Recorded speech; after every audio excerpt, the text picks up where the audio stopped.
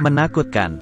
Di kamar mayat, sang lelaki sedang ingin memotong baju si wanita baju merah. Tetapi perempuan itu tiba-tiba bangun. Lelaki itu tidak panik sama sekali. Sepertinya sudah mengantisipasi semua ini. Ini di mana? Aku kenapa? Ini di kamar mayat dan kamu sudah mati. Sang perempuan tidak mempercayai perkataan si lelaki.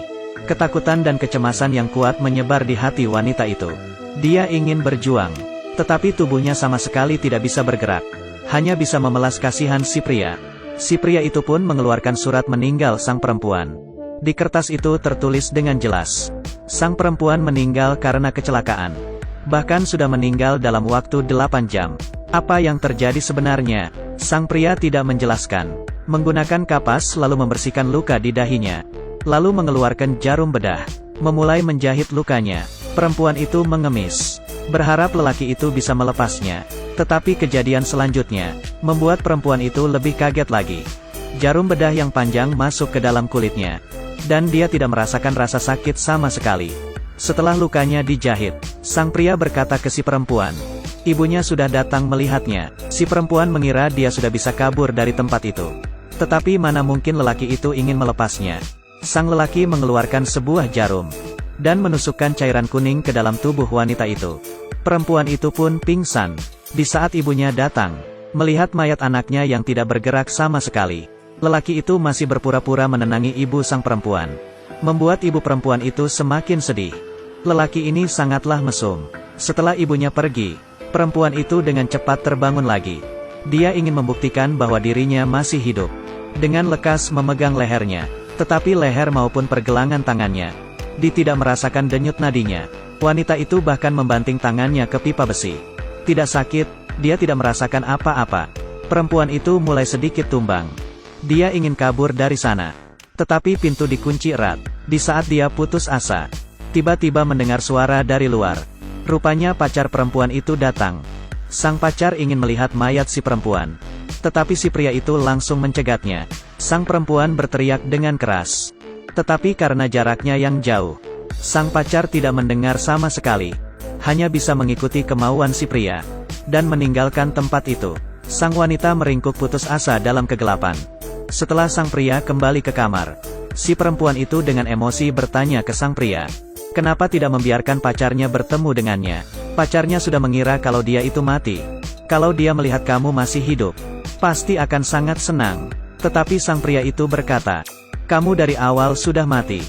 Jadi hanya kita yang bisa saling berbicara. Karena saya bisa melihat jiwamu. Dan pacarmu hanya bisa melihat mayatmu. Setelah selesai berbicara lelaki itu pun pergi. Dia pergi untuk menyiapkan peti mati sang perempuan. Tetapi si perempuan tidak percaya omong kosong si lelaki itu. Dia harus berpikir bagaimana cara untuk keluar. Tetapi lelaki itu terus mencegatnya. Kalau begitu dia ingin membunuh pria itu. Di atas kasur mayat duduklah si perempuan baju merah. Memegang erat sebuah pisau di belakang punggungnya. Dia ingin membunuh pria yang di depannya. Tetapi lelaki itu dengan mudah menghindarinya. Sang perempuan ingin menusuknya lagi. Lalu berlari ke arah pintu. Tetapi pintu itu sudah terkunci rapat. Si perempuan dengan panik memutar kepalanya. Lelaki itu pelan-pelan berjalan ke arahnya. Perempuan itu ketakutan. Khawatir pria itu akan melakukan kekerasan padanya. Wanita itu memegang pisau. Dan mengancam pria itu untuk tidak mendekatinya. Tetapi si pria itu melihat ketakutan di mata si wanita. Sang pria dengan pelan menangkat pergelangan tangannya. Kemudian dia mengambil inisiatif untuk menggerakkan lehernya. Badan perempuan itu tidak berhenti gemetaran. Selama dia ditusuk, bisa membunuh pria itu. Tetapi dia tidak mempunyai keberanian. Wanita itu pun menyerah. Menunggu lelaki itu melakukan kekerasan kepadanya. Tetapi lelaki itu bahkan tidak melakukan apa-apa. Dan berkata kepadanya, kalau dia itu sudah mati, 2 hari lagi sudah bisa melakukan pemakaman. Berharap perempuan itu tidak melawan lagi.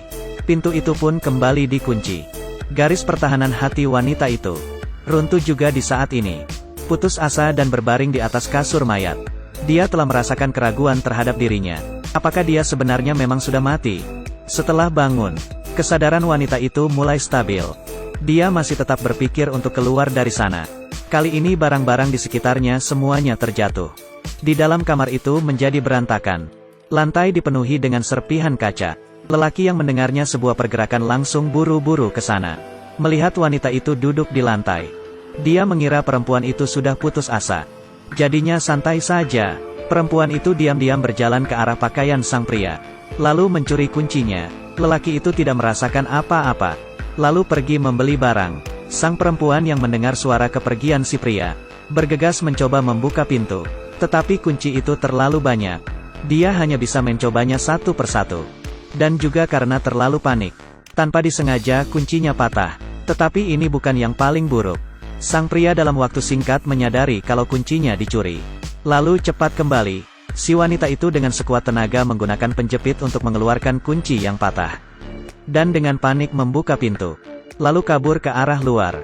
Tetapi di saat dia baru saja membuka pintu, sebuah cahaya terpapar di badannya. Lelaki itu sudah pulang. Perempuan itu panik dan hanya bisa berlari ke lantai 2. Tetapi di lantai 2 tidak ada tempat untuk bisa kabur.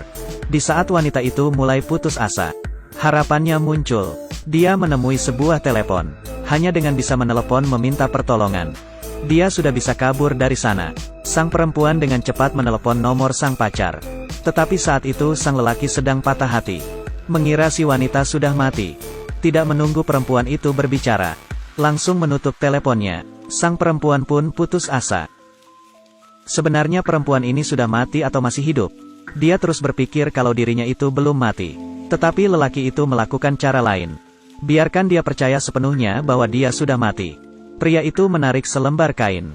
Cermin besar muncul di depan wanita itu. Sang perempuan melihat dirinya sendiri di cermin itu. Mukanya pucat seperti orang mati. Seperti zombie. Sekarang dia akhirnya percaya dengan si lelaki. Dia sudah mati. Perempuan ini pun sudah tidak melawan lagi. Hanya bisa dengan diam-diam menunggu pemakaman. Muka lelaki itu memperlihatkan sebuah senyuman. Setelah perempuan itu bergerak, muka lelaki itu berubah, dan bernafas di depan cermin. Di cermin itu pun ada embun. Ini membuktikan bahwa nafas sang wanita itu ada suhunya. Perempuan itu tidak mati. Tetapi belum juga perempuan itu mengangkat kepalanya. Lelaki itu menggunakan sapu tangan dan menghapus kabut itu. Tetapi lelaki itu juga tidak kepikiran. Hal ini bisa dilihat oleh laki-laki di luar jendela. Lelaki itu adalah muridnya sang perempuan. Keesokannya, lelaki itu bergegas memberitahu pacar sang perempuan. Pacarnya terus memikirkan sang perempuan sampai sudah mau gila. Tidak peduli berita itu benar atau tidak. Dia langsung menuju ke tempat tersebut. Tidak mempedulikan cegatan lelaki itu. Langsung masuk ke dalam kamar. Tetapi pintu kamar mayat itu dikunci. Sang pacar dengan sekuat tenaga mendobrak pintu itu. Berharap ada respon dari sana. Ini adalah kesempatan yang paling baik untuk wanita itu kabur. Tetapi dia sudah menyerah. Karena jauh di dalam hatinya, dia sudah mengira dirinya itu benar-benar sudah mati. Tidak ingin menyusahkan orang lain. Sampailah di hari pemakaman wanita itu. Terbaring di dalam peti mayatnya, sang perempuan mengatakan permohonan terakhirnya. Dia ingin melihat sekali lagi penampilannya sendiri. Sang lelaki membawakan cermin. Sang perempuan melihat dirinya yang cantik. Melihat warna lipstik yang sangat hidup. Satu nafasnya membuat kabut di cermin tersebut. Sang perempuan pun mengerti. Dia belum mati. Dia sudah dibohongi oleh pria itu. Dia ingin terus hidup. Tetapi sang pria menahan tangannya dengan kuat. Lalu menyuntik lehernya. Dengan obat yang masuk ke dalam tubuhnya. Perempuan itu pun pingsan. Lelaki itu mengambil kamera. Lalu memfotoi perempuan tersebut. Pemakaman dilanjutkan.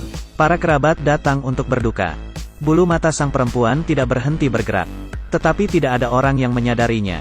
Di akhir acara pemakaman, pacarnya datang. Dia memakaikan cincin di jari perempuan itu. Memberikan ciuman terakhir. Tetapi di saat dia memutar badan untuk meninggalkan tempat itu, mulut perempuan itu sedikit bergerak. Sayangnya dia tidak melihatnya. Perempuan itu pun bangun, dan telah dikurung di bawah tanah. Dia berteriak putus asa, menggunakan kedua tangan mendorong pintu peti. Tetapi tidak ada orang yang bisa mendengar suaranya. Di sisi lain, sang lelaki menempel foto si perempuan di dinding. Bagian yang menyeramkan pun muncul. Di dinding dipenuhi dengan foto. Si pria menggunakan cara yang sama. Membunuh ratusan orang. Tetapi sampai di sini masih belum selesai. Sang lelaki menemui pacar si perempuan di bar. Dan memberitahunya, sang perempuan mungkin saja masih hidup. Kalau tindakannya cepat, masih bisa menarik perempuan itu keluar. Sang pacar yang setelah mendengarnya, dengan melaju cepat pergi. Tetapi dia sudah minum terlalu banyak alkohol. Tidak merasakan kecepatan menyetirnya sangat cepat. Tiba-tiba dipaparkan sebuah cahaya. dan terbangun lagi. Pacarnya itu sudah berada di atas kasur mayat. Lelaki ini pun muncul lagi. Lelaki ini memberitahunya, kalau dia sudah mati. Sang pacar ingin berjuang, tetapi badannya tidak bisa bergerak sama sekali. Hanya bisa menonton. Sang pria menggunakan pipa besi panjang dan menusuki badannya. Dia pun menutup matanya. Dan di dinding sang lelaki itu, bisa muncul lagi foto-foto yang baru. Ceritanya selesai sampai di sini. Harus dikatakan, lelaki ini sudah sepantasnya harus mati. Pembunuh sesat ini pasti akan menerima sanksi hukum. Jalan terang yang benar. Jangan pernah melepaskan orang jahat. Selamat tinggal semuanya.